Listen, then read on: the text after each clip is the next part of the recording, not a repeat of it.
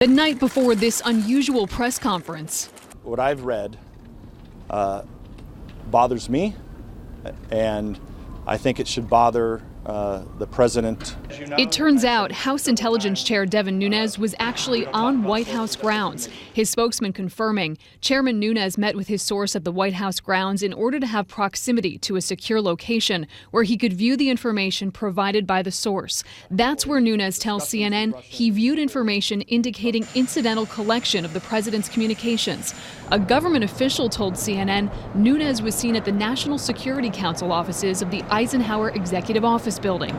Despite Nunes' assertion that no one from the White House knew he was there, it raises several questions. Who granted Nunes access onto the White House grounds? Who let him into the secure room at the EEOB? And who accessed the computer system to view the files?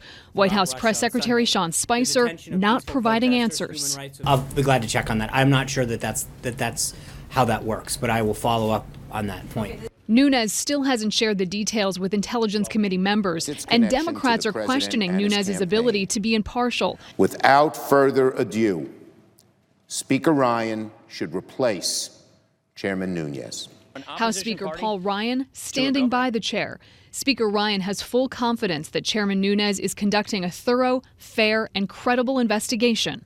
Meanwhile, President Trump's son-in-law and top advisor Jared Kushner has agreed to face members of the Senate Intelligence Committee as new information emerges about his meeting with prominent Russians. The White House previously disclosed Kushner's December meeting at Trump Tower with Russian Ambassador Sergei Kislyak. Now the White House admits Ambassador Kislyak requested a second meeting, to which Kushner sent his deputy, Avram Berkowitz. Kushner then had another meeting at the request of Ambassador Kislyak with Sergei Gorkov, the head of Russia's Economic Development Bank. Through the campaign and transition, Jared Kushner served as the official primary point of contact with foreign governments and officials. Given this role, he has volunteered to speak with Chairman Burr's committee, according to a White House spokesman. Democratic lawmakers continue to express concerns about the Trump team's ties to Russia.